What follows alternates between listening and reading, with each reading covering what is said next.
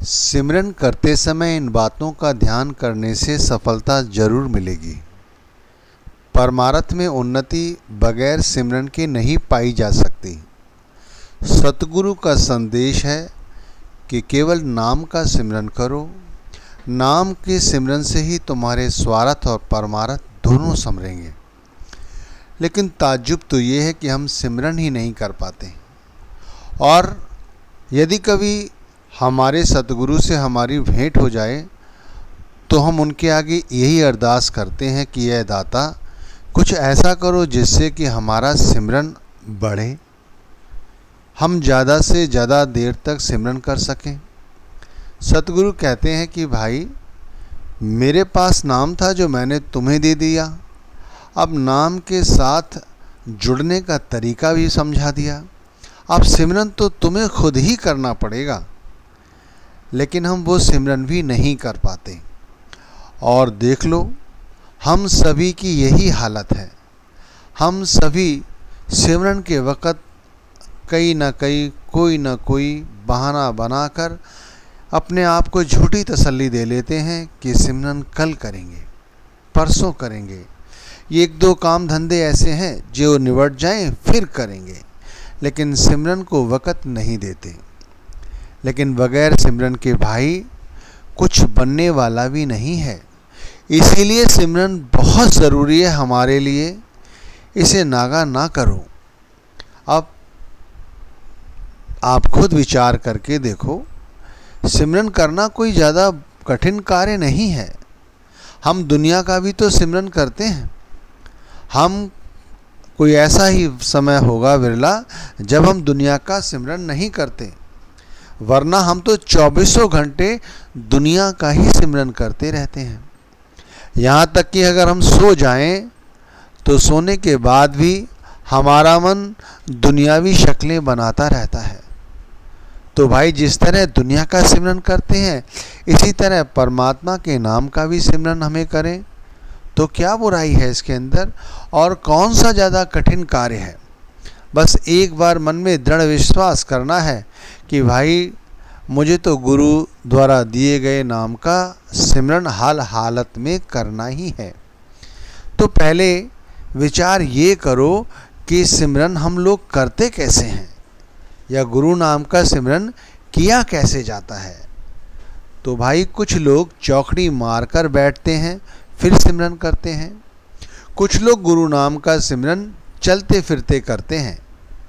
कुछ घर की बहनें जो हैं घर का काम काज करती हैं और नाम का सिमरन अजप्पा जाप करती रहती हैं।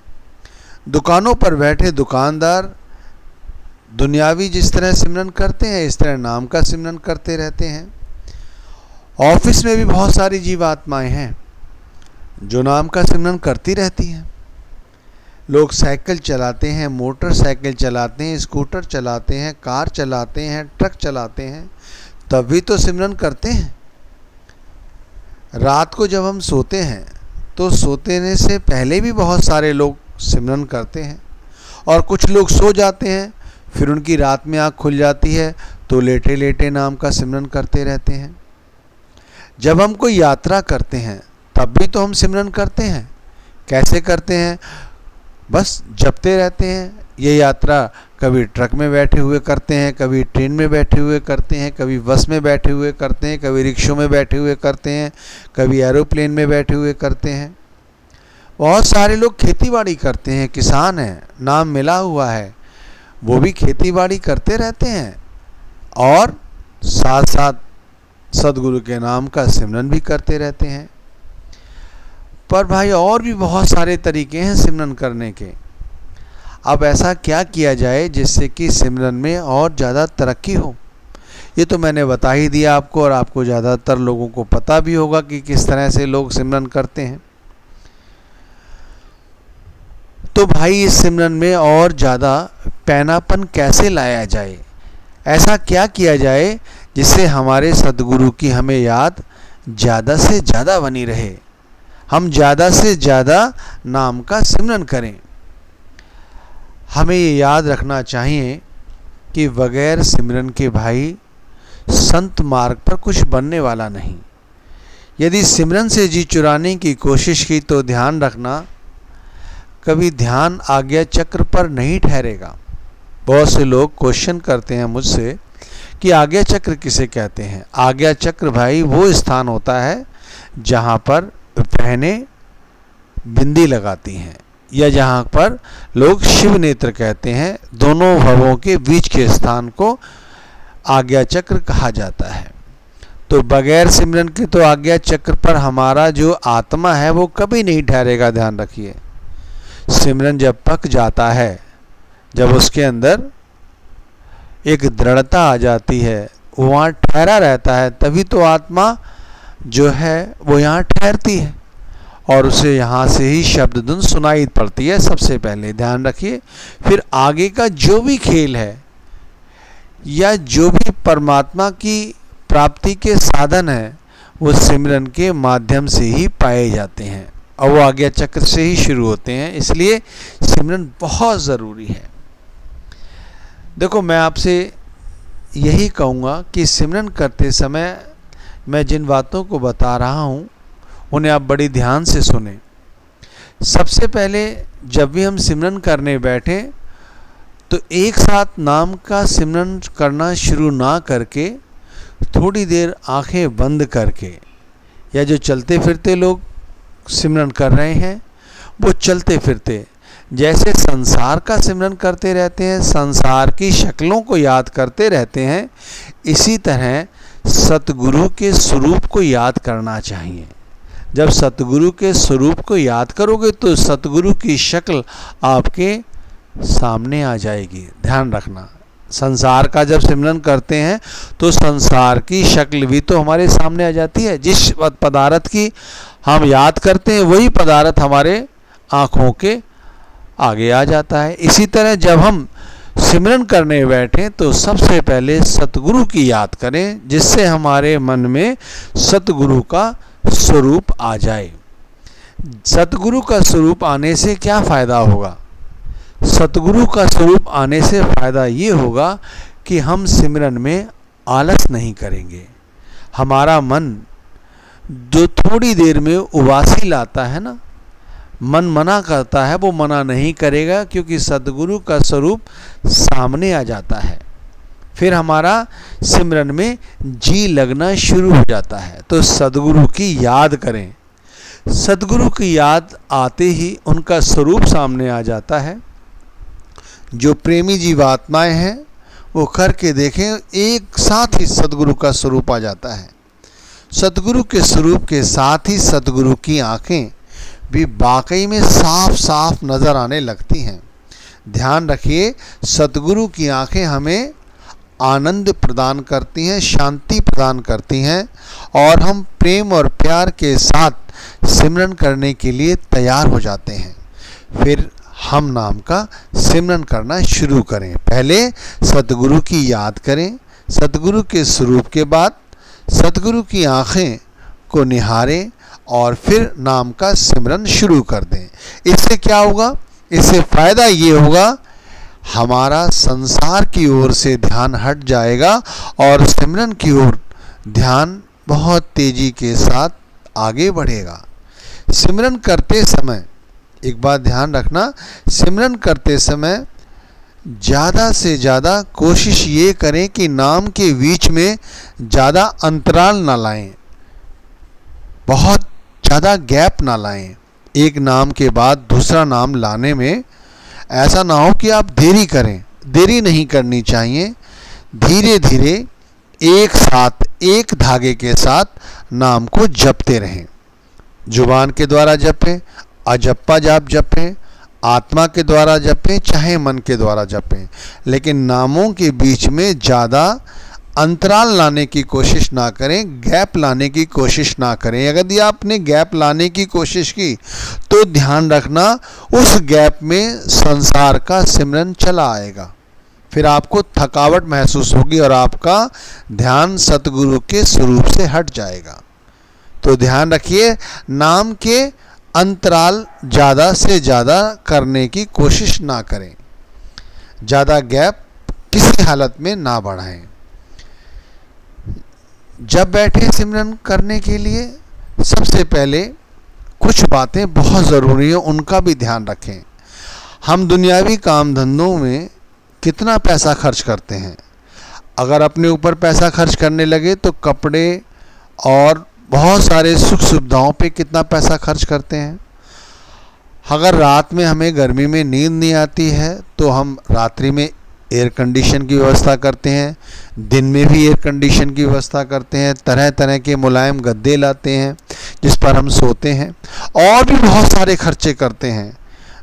गाड़ियों पे खर्चा करते हैं, खाने पीने पे खर्चा करते हैं। तो भाई मैं ये कहना चाहता हूँ, सिमरन पे भी यदि थोड़ा खर्चा किया जाए तो क्या इससे हमारा कोई ज़्यादा हमें नुकसान तो नहीं होगा। हम कर सकते हैं बड़े आराम से। क्या खर्च करना होता है? सिमरन करने के लिए एक हमें आसन की ज़रूरत होती है। वो आसन हमें अच्छा बनाना चाहिए।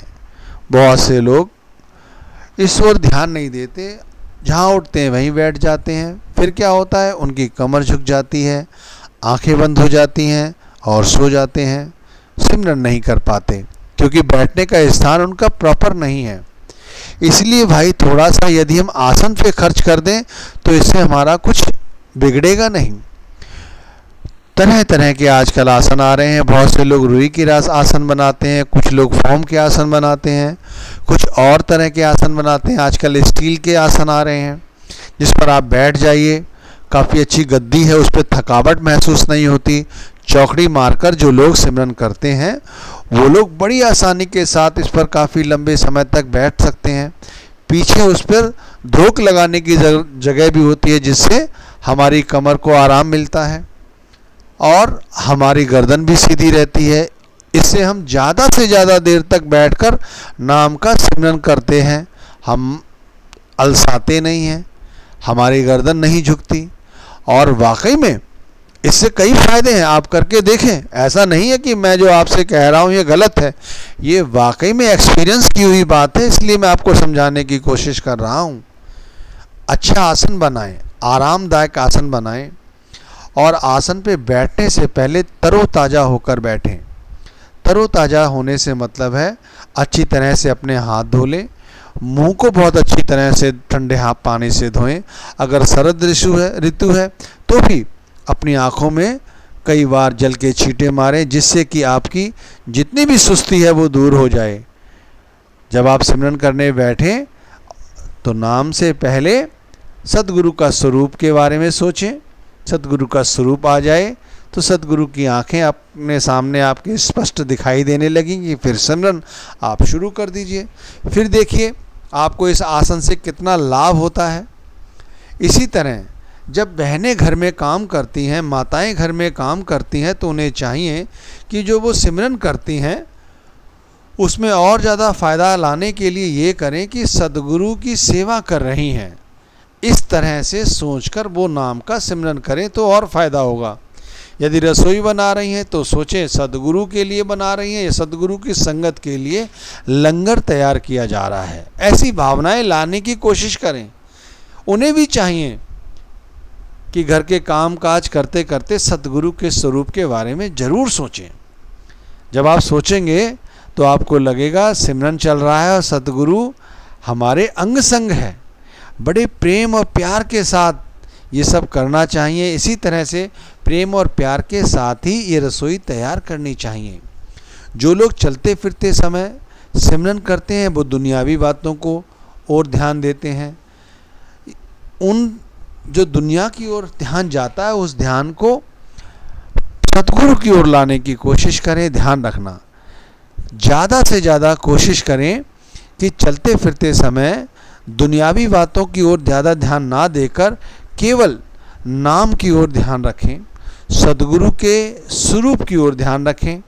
यदि हम दुकान पर काम कर रहे हैं, ऑफिस में काम कर रहे हैं, तो ये समझें कि ये जो दुकान है वो सद्गुरु की है, मैं तो इसका सेवादार हूँ। और जो नौकरी है चाहे जैसी भी है, जिसकी भी है, मैं तो सद्गुरु की ही सेवा कर रहा हूँ। इस भाव से यदि जब वो दुकान पर बैठे सिमरन करेंगे, ऑफिस में काम में सिमरन करेंगे, तो उस सिमरन में और ज़्यादा आनंद आएगा। आप करके देखो, आपको बहुत आनंद आएगा। साइकिल चला रहे हैं, स्कूटर चला रहे हैं, मोटरसाइकिल चला रहे हैं, इस तरह भी आप आंखें खोल के रखिए लेकिन सिमरन करते रहिए, सतगुरु के स्वरूप को ध्यान रखिए। देखो भाई, रात में जब सो तब भी यही अवस्था अपनाओ कि भाई सतगुरु के भाड़े में हैं। भाई इन सब बातों को समझाने का यही एक पर्पस है कि हमारा सिमरन ज़्यादा से ज़्यादा बढ़े, क्योंकि जब सिमरन में तरक्की होगी तभी हम परमार्थ की राह पर ज़्यादा से ज़्यादा चल सकेंगे और कुछ हमारा बनेगा। नहीं तो भाई ये 84 के चक्कर में हम जिंदगी भर उलझे ही रहेंगे।